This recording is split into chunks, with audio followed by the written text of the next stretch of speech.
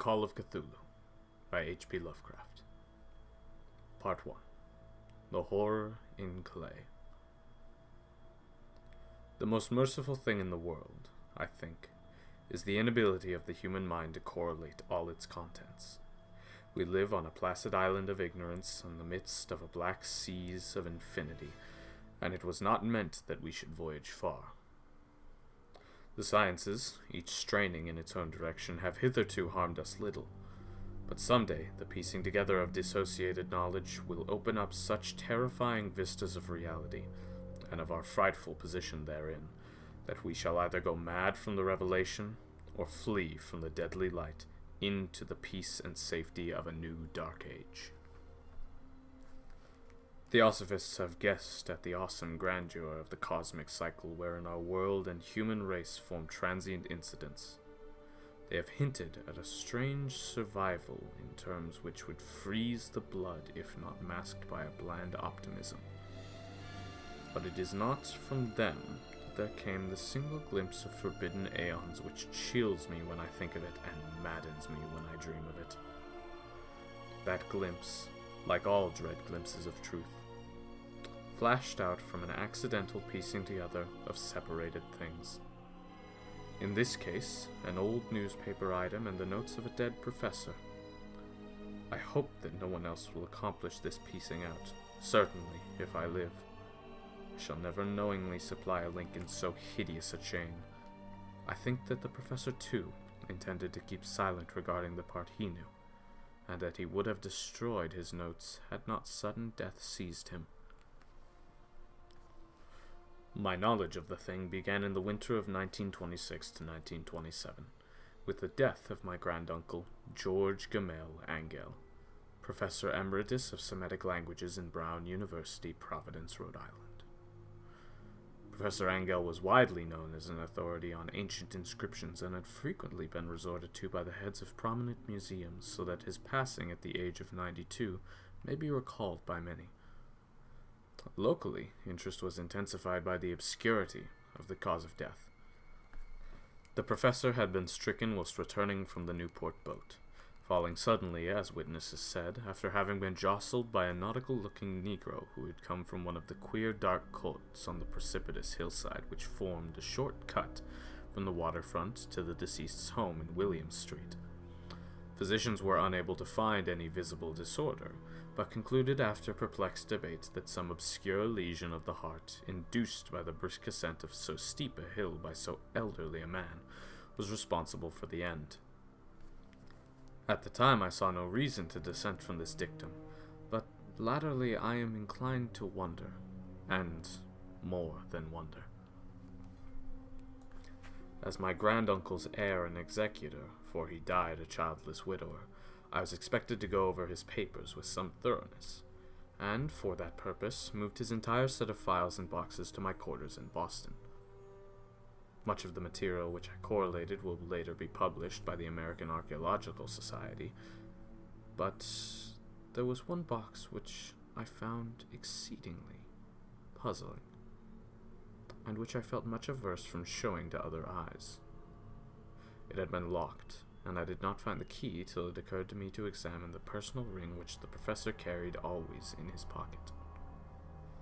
Then, indeed, I succeeded in opening it, but when I did so seemed only to be confronted by a greater and more closely locked barrier. For what could be the meaning of the queer bas-relief and the disjointed jottings, ramblings, and cuttings which I had found? Had my uncle, in his latter years, become credulous to the most superficial impostures? I resolved to search out the eccentric sculptor responsible for this apparent disturbance of an old man's peace of mind. The bas-relief was a rough rectangle less than an inch thick and about 5 by 6 inches in area, obviously of modern origin. Its designs, however, were far from modern in atmosphere and suggestion, for although the vagaries of cubism and futurism are many and wild, they do not often reproduce the cryptic regularity which lurks in prehistoric writing. And writing of some kind the bulk of these designs seems certainly to be, though my memory, despite much familiarity with the papers and collections of my uncle, failed in any way to identify this particular species, or even to hint at its remotest affiliations.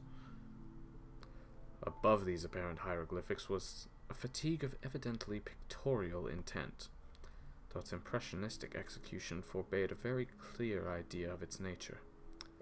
It seemed to be a sort of monster, or symbol representing a monster, as a form which only a diseased fancy could conceive. If I say that my somewhat extravagant imagination yielded simultaneous pictures of an octopus, a dragon, and a human caricature, I shall not be unfaithful to the spirit of the thing. A pulpy, tentacled head surmounted a grotesque and scaly body with rudimentary wings, but it was the general outline of the whole which made it most shockingly frightful. Behind the figure was a vague suggestion of a cyclopean architectural background. The writing accompanying this oddity was, aside from a stack of press cuttings, in Professor Angel's most recent hand, and made no pretense to literary style. What seemed to be the main document was headed Cthulhu Cult, in characters painstakingly printed to avoid the erroneous reading of a word so unheard of. The manuscript was divided into two sections, the first of which was headed 1925, Dream and Dream Work of H.A. Wilcox, 7 Thomas Street, Providence, Rhode Island. And the second, Narrative of Inspector John R. Legrasse, 121 Bienville Street, New Orleans, Louisiana, at 1908 American Architectural Society meeting. Notes on same and Professor Webb's account.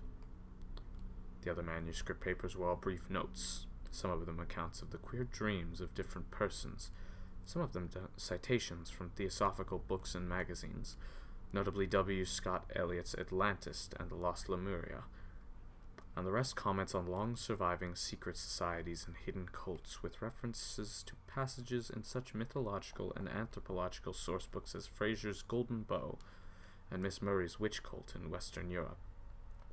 The cuttings largely alluded to outre mental illness and outbreaks of group folly or mania in the spring of 1925. The first half of the principal manuscript told a very peculiar tale.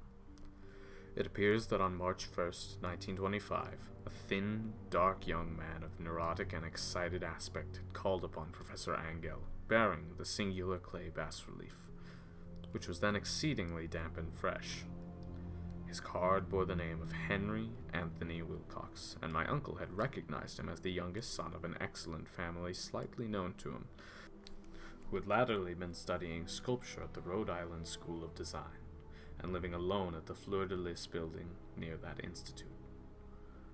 Wilcox was a precocious youth of known genius, but great eccentricity, and had from childhood excited attention through the strange stories and odd dreams he was in the habit of relating.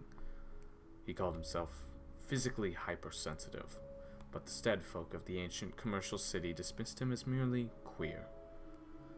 Never mingling much with his kind, he had dropped gradually from social visibility, and was now known only to a small group of aesthetes from other towns. Even the Providence Art Club, anxious to preserve its conservatism, had found him quite hopeless. On the occasion of the visit, ran the professor's manuscript, the sculptor abruptly asked for the benefit of his host's archaeological knowledge in identifying the hieroglyphics of the bas-relief. He spoke in a dreamy, stilted manner which suggested pose and alienated sympathy, and my uncle shewed him sharpness in replying, for the conspicuous freshness of the tablet implied kinship with anything but archaeology. Young Wilcox's rejoinder, which impressed my uncle enough to make him recall and record it verbatim, was a fantastically poetic cast which must have typified his whole conversation, which I have since found highly characteristic of him. He said, "It is new, indeed, for I made it last night in a dream of strange cities, and dreams are older than the brooding Tyre, or the contemplative Sphinx, or garden-girdled Babylon." It was then that he began that rambling tale which suddenly played upon a sleeping memory, and won the fevered interest of my uncle. There had been a slight earthquake tremor that night before, the most considerable felt in New England for some years, and Wilcox's imagination had been keenly affected. Upon retiring, he had had an unprecedented dream of great cyclopean cities of Titan blocks and sky-flung monoliths, all dripping with green ooze and sinister with latent horror. Hieroglyphics had covered the walls and pillars, and from some undetermined point below had come a voice that was not a voice, a chaotic sensation which only fancy could transmute into sound, but which he attempted to render by the almost unpronounceable jumble of letters. Cthulhu Dagen. This verbal jumble was the key to the recollection which excited and disturbed Professor Angel. He questioned the sculptor with scientific minuteness and studied with almost frantic intensity the bas-relief on which the youth had found himself working, chilled, and clad only in his night clothes when waking had stolen bewilderingly over him. My uncle blamed his old age, Wilcox afterwards said, for his slowness in recognizing both hieroglyphics and pictorial design. Many of his questions seemed highly out of place to his visitor, especially those which tried to connect the latter with strange cults or society. And Wilcox could not understand the repeated promises of silence which he was offered in exchange for an admission of membership in some widespread mystical or paganly religious body. When Professor Angel became convinced that the sculptor was indeed ignorant of any cult or system of cryptic lore, he besieged his visitor with demands for future reports of dreams.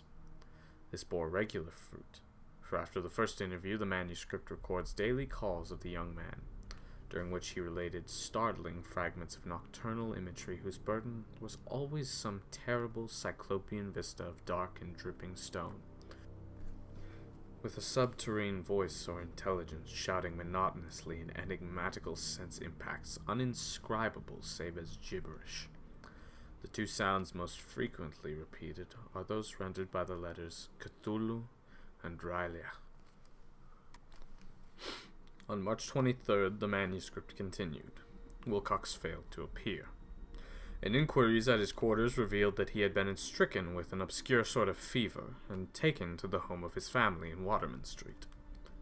He had cried out in the night, arousing several other artists in the building, and had manifested since then only alternations of unconsciousness and delirium. My uncle at once telephoned the family, and from that time forward kept close watch of the case, calling often at the Thayer Street office of Dr. Toby, whom he learned to be in charge. The youth's febrile mind apparently was dwelling on strange things, and the doctor shuddered now and then as he spoke of them. They included not only a repetition of what he had formerly dreamed, but touched wildly on a gigantic thing miles high, which walked or lumbered about. He had no time fully described this object, but occasional frantic words, as repeated by Dr. Toby, convinced the professor that it must be identical with the nameless monstrosity he had sought to depict in his dream sculpture. Reference to this subject, the doctor added, was invariably a prelude to the young man's subsidence into lethargy. His temperature, oddly enough, was not greatly above normal, but the whole condition was otherwise such as to suggest true fever rather than mental disorder. On April 2nd, at about 3 p.m., every trace of Wilcox's malady suddenly ceased. He sat upright in bed, astonished to find himself at home and completely ignorant of what had happened in dream or reality since the night of March 22nd. Pronounced well by his physician, he returned to his quarters in 3 days, but to Professor Angel he was of no further assistance. All traces of strange dreaming had vanished with his recovery, and my uncle kept no record of his night thoughts after a week of pointless and irrelevant accounts of thoroughly usual visions. Here, the first part of the manuscript ended, but references to certain of the scattered notes gave me much material for thought, So much, in fact, that only the ingrained skepticism then forming my philosophy can account for my continued distrust of the artist. The notes in question were those descriptive of the dreams of various persons covering the same period as that in which young Wilcox had had his strange visitations. My uncle, it seems, had quickly instituted a prodigiously far-flung body of inquiries amongst nearly all the friends whom he could question without impertinence, asking for nightly reports of their dreams, and the dates of any notable visions for some time past. The reception of his request seemed to have been varied, but he must, at the very least, have received more responses than any ordinary man could have handled without a secretary. The original correspondence was not preserved, but his notes formed a thorough and very significant digest. Average people in society and business, New England's traditional salt of the earth, gave an almost completely negative result, though scattered cases of uneasy but formless nocturnal impressions appear here and there, always between March 23rd and April 2nd, the period of young Wilcox's delirium. Scientific men were little more affected, though 4 cases of vague description suggest fugitive glimpses of strange landscapes, and in one case there is mentioned a dread of something abnormal. It was from the artists and poets that the pertinent answers came, and I know that panic would have broken loose had they been able to compare notes. As it was, lacking their original letters, I half suspected the compiler of having asked leading questions, or of having edited the correspondence in corroboration of what he had latently resolved to see. That is why I continued to feel that Wilcox, somehow cognizant of the old data which my uncle had possessed, had been imposing on the veteran scientist. These responses from estates told a disturbing tale. From February 28th to April 2nd, a large proportion of them had dreamed very bizarre things, the intensity of the dreams being immeasurably stronger during the period of the sculptor's delirium. Over a fourth of those who reported anything reported scenes and half-sounds not unlike those which Wilcox had described, and some of the dreamers confessed acute fear of the gigantic, nameless thing visible toward the last. One case, which the note describes with emphasis, was very sad. The subject, a widely known architect with leanings towards theosophy and occultism, went violently insane on the date of young Wilcox's seizure, and expired several months later after incessant screamings to be saved from some escaped denizen of hell. Had my uncle referred to these cases by name instead of merely by number, I should have attempted some corroboration and personal investigation. But, as it was, I succeeded in tracing down only a few. All of these, however, bore out the notes in full. I have often wondered if all the objects of the professor's questioning felt as puzzled as did this fraction. It is well that no explanation shall ever reach them. The press cuttings, as I have intimated, touched on cases of panic, mania, and eccentricity during the given period. Professor Angell must have employed a cutting bureau, for the number of extracts was tremendous, and the sources scattered throughout the globe. Here was a nocturnal suicide in London, where a lone sleeper had leaped from a window after a shocking cry. Here, likewise, a rambling letter to the editor of a paper in South America, where a fanatic deduces a dire future from visions he has seen. A despatch from California describes the theosophist colony as donning white robes en masse for some glorious fulfillment which never arrives, whilst items from India speak guardedly of serious native unrest toward the end of March. Voodoo orgies multiply in Haiti, and African outposts report ominous mutterings. American officers in the Philippines find certain tribes bothersome at about this time, and New York policemen are mobbed by hysterical Levantines on the night of March 22nd to March 23rd. The west of Ireland, too, is full of wild rumor and legendary, and a fantastic painter named Ardois Bonneau hangs a blasphemous dream landscape in the Paris Spring Salon of 1926. And so numerous are the recorded troubles in insane asylums that only a miracle could could have stopped the medical fraternity from noting strange parallelisms and drawing mystified conclusions. A weird bunch of cuttings, all told. And I can at this date scarcely envisage the callous rationalism with which I set them aside.